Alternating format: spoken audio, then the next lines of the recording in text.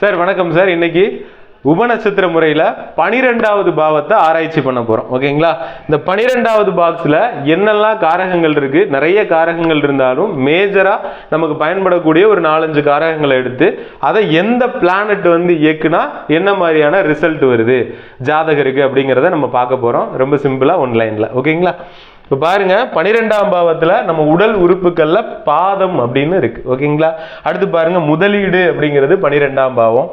மறைந்து வாழ்தல் அப்படிங்கிறது 12ஆம் பாவம். வெளிநாட்டு குடியுரிமை, இது ரொம்ப இம்பார்ட்டன்ட் சார். என்கிட்ட கேட்குறேன், எனக்கு வெளிநாட்டில் போய் குடியுரிமை கிடைக்குமா அப்படின்னு சொல்லி கேட்பாங்க. ஓகேங்களா? அது அடுத்து வந்து சிபிஐ, சிபிசிஐடி இந்த மாதிரி எல்லாம் இருக்காங்களே, இந்த உளவுத்துறை, மறை பொருளை தேடுதல், இந்த மாதிரியான கான்செப்ட் எல்லாம், மறைந்து வாழ்தல், ஊரை விட்டு ஓடுதல், சிறைக்கு போறது, இந்த மாதிரி அமைப்புகள் எல்லாம் இந்த 12வது பாக்ஸில் நம்ம பார்க்கலாம் சார். ஓகேங்களா? இப்போ சூரியன் 12ஆம் பாவத்தை இயக்கி நல்லா இருந்துச்சுன்னா இந்த காரகங்கள் ஃபுல்லாக சூப்பர் சார்.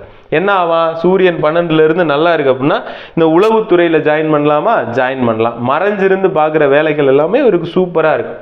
வெளிநாட்டில் போய் பார்க்குற வேலைகள், அங்கேயே தங்கி பார்க்குற வேலைகள், இதெல்லாம் சூப்பராக இருக்கும். இவங்க அப்பாவோட சொத்து இவருக்கு கிடைக்கும். இந்த மாதிரி ஆட்கள் தான் உங்கள் அப்பா உனக்கே தெரியாமல் உன் பேரில் இடம் வாங்கி போட்டிருக்காரா அப்படின்னு சொல்லி ஒரு அமைப்பெல்லாம் வருது இல்லைங்களா? அந்த மாதிரி எதிர்பாராத நேரத்தில் கிடைக்கிற ஒரு அமைப்பெல்லாம் வந்து இந்த 12ஆம் பாவத்தில் சூரியன் இயக்கி நல்லா இருக்கிறது வரும். கெட்டு போச்சு அப்படின்னா பாதத்தில் எலும்பு சார்ந்த பிரச்சனைகள் வரும். பாதம் எரிச்சல் கொடுக்கும். ஓகேங்களா? அடுத்து சந்திரனும் அதே மாதிரி தான். இது நிலையற்ற ஒரு தொடர்பாக போயிடும்.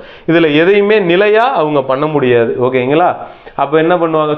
தூக்கம் சாரி சார் தூக்கம்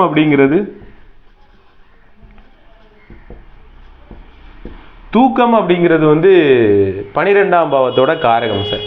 ஒரு மனிதன் எப்படி தூங்குவான்னு கூட இந்த கிரகங்கள் தான் சார் டிசைட் பண்றாங்க. ஓகேங்களா? எப்படிரா அப்படின்னு கேட்குறீங்களா? சூரியன் இருந்துச்சுன்னு வச்சுக்கோங்களேன், அவனுக்கு ஃபேன் போடாம வேர்த்து ஒழுகுனா கூட அவன் தூங்கிட்டு இருப்பான், எந்திரிக்க மாட்டான். சரிங்களா? இதை நீங்க கவனிச்சு பாருங்க, வெளியில போனாலும் அது பாருங்க, அது இருக்கும். சந்திரன் இருந்துச்சுன்னு வச்சுக்கோங்க, உருண்டுகிட்டே இருப்பாங்க. இங்க ஆரம்பிச்சு அங்க போய் அங்க வந்துருவாங்க.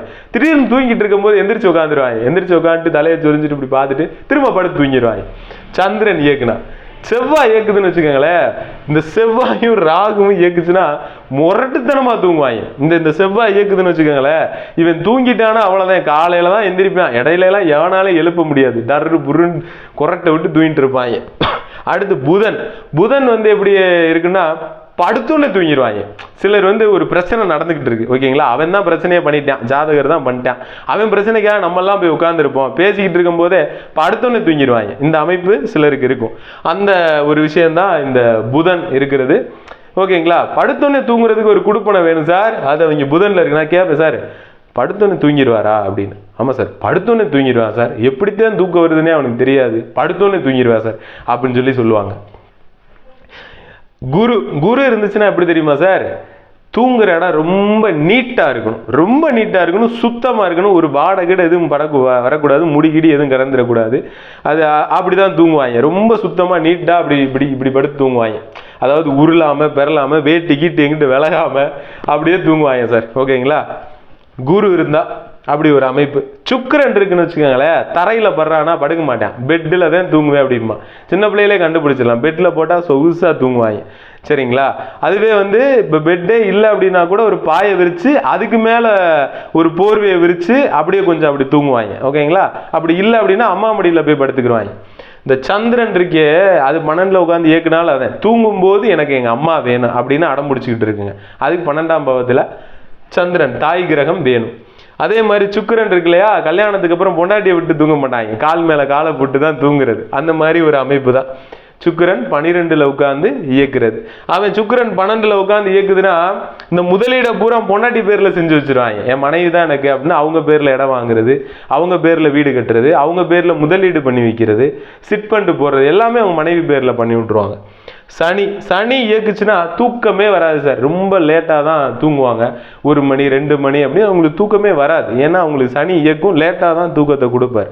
ஓகேங்களா? சின்ன வயசுல இருந்தே அவங்களுக்கு பார்த்தீங்கன்னா தூங்குற நேரம்ங்கிறது ரொம்ப குறையும், லேட் ஆகும். ராகுலாம் பார்த்தீங்கன்னா 12 குடிச்சிட்டு வந்து ஒரு கட்டில் ஃபுல்லாக கிடப்பாங்க. அதை நீங்கள் பார்த்தாலே உங்களுக்கு தெரியும், என்னடா கிட்ட போகலாமா வேணாமா அப்படின்னு இருக்கும். அப்படி ஒரு அமைப்பில் அவங்களோட தூக்கம்ங்கிறது இருக்கும். முரட்டுத்தனமாக தூங்குறாங்க, பிரம்மாண்டமாக தூங்குறாங்கன்னு சொல்கிறோம் இல்லையா, அந்த மாதிரி கிட்டத்தில் போக முடியாது. கொரட்டை சத்தம்லாம் அப்படி இருக்கும். கேது எப்படி தெரியுமா தூங்கும்? கேது வந்து சார் எப்படி குறுகி படுத்துக்கிடுவாங்க, அந்த கவட்டைக்குள்ள கை வச்சு தூங்குறேன்னு சொல்லுவாங்க இல்லையா, அந்த மாதிரி படுத்துக்கிடுவாங்க. இல்லை குப்புற திரும்பி படுத்துக்கிடுவாங்க. ஓகேங்களா, இந்த அமைப்பு அவங்க கிட்ட அதிகமாகவே இருக்கு. அப்போ இந்த கிரகங்கள் தான் நம்ம எப்படி தூங்குறோம், என்ன மாதிரி ஃபுட்டை சாப்பிட்றோம். சூரியன்லாம் காரமான ஃபுட்டை ரொம்ப, சூரியன் செவ்வாயெல்லாம் ரொம்ப காரமாக எதிர்பார்க்கும்.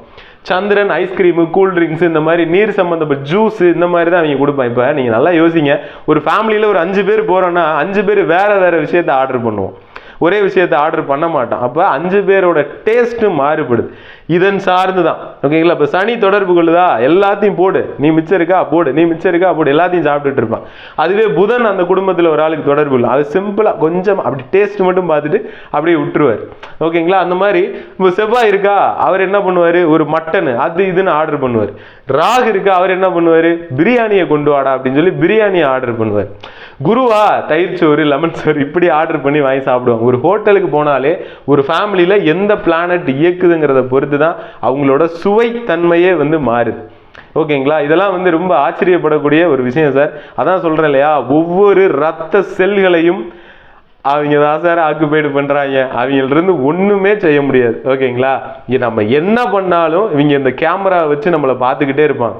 மறைமுகமா நம்ம வந்து ஒரு அவங்களுக்கு துரோகம் பண்ணாலும் அது வந்து அவர்கிட்ட நம்ம மாட்டிக்கிறோம். அடுத்த ஜென்மம்லாம் பற்றி பேசக்கூடாது, இல்லாட்டி கேஸ் போட்டு விட்டுருவாங்க.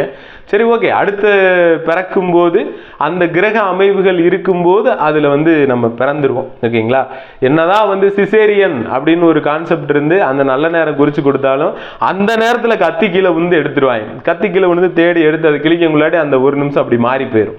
அப்படிலாம் நான் நிறையா விஷயங்கள் கேள்விப்பட்டிருக்கேன். ஓகேங்களா, அப்படி பண்ணுற முறை வந்து தவறானதான். அப்படியும் பண்ணி நீங்கள் நல்ல நேரத்தில் எடுத்து தொப்புள் கொடி கட் பண்ணாலும் அதுக்கும் அந்த குழந்தைக்கு இருக்கும் இந்த மாதிரி டைம் குறித்து இந்த நேரத்தில் பிறக்கணும் அப்படின்ட்டு. அதனால இயற்கையை யாராலையும் வெல்ல முடியாது சார். பரிகாரத்தின் மூலியமாவோ மித்த விஷயங்கள் மூலமாவோ ஜாதகத்தின் மூலியமா என்னோட தாட் என்னன்னா, அது சார்ந்து போயிடணும். இப்போ பிரபஞ்சம் எது சார்ந்து நமக்கு ஒரு ப்ளஸ் கொடுக்குதோ அது சார்ந்து போயிடணுமே ஒழிஞ்சு அதை எதிர்த்து நின்றுக்கிட்டு நம்ம ஜெயிக்க முடியாது சார். அதுக்கான சக்திகளும் நம்ம கிட்ட இல்லை. ஓகேங்களா, முடிஞ்ச வரைக்கும் இன்னும் சில விஷயங்களை விட்டுட்டேன் சார். இந்த கேதுவெல்லாம் வந்து 12ல் உட்காந்து நல்ல பாவங்களை தொடர்பு கொண்டுச்சுன்னா இதுல எல்லாம் அவங்க வந்து டாப் லெவல்ல இருப்பாங்க சார் கேது. ஏன்னா அவங்க வந்து ஒரு மறை பொருளை கண்டுபிடிக்கக்கூடிய ஒரு வேலை யாரு, கேது. இவன் கண்ணுக்கு தான் சார் தொலைஞ்சு போன பொருள்லாம் ஒரு மோதிரம் தொலைஞ்சு போச்சு, ஒரு 20 பேர் தேடுறோம், இந்த கேது உள்ளவன் கண்ணுக்கு தான் கரெக்டா அது வந்து தென்படும்.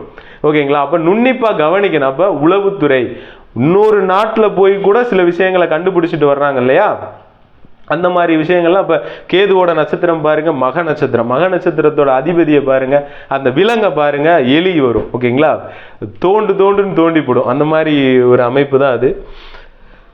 ஓகே சார், இந்த மாதிரியான விஷயங்கள் எல்லாத்துக்கும் பிரபஞ்சம் இப்படி தான் சப்போர்ட் பண்ணுது. அதனால மித்த விஷயங்களை எல்லாம் தள்ளி வச்சுட்டு நம்மளோட கொடுப்பனைகள் என்னன்னு நம்ம தெரிஞ்சுக்கிறோம், நட்சத்திரங்களை பற்றி தெரிஞ்சுக்கிறோம், எந்த நட்சத்திரம் நமக்கு என்ன கொடுக்கும் அப்படின்ட்டு. அது சார்ந்து நம்ம ஏதாவது ஒரு பிளானட் நமக்கு நல்லது செய்யும், அந்த பிளானட் கையை பிடிச்சிக்கிட்டே நம்ம போயிடணும், பிரபஞ்சம் சப்போர்ட் பண்ணிடும்.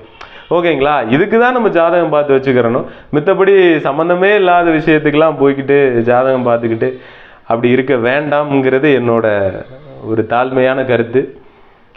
ஓகேங்க, ஏதாவது சந்தேகம் அப்படின்னா நீங்கள் கமெண்ட் பண்ணுங்கள், நான் வந்து ஃப்ரீ டைமில் ரிப்ளை பண்ணுறேன். ஜாதகம் பார்க்கணும் அப்படின்னாலும் கால் பண்ணுங்கள். ஓகேங்களா, நல்லபடியாக பண்ணித்தரேன். நன்றிங்க.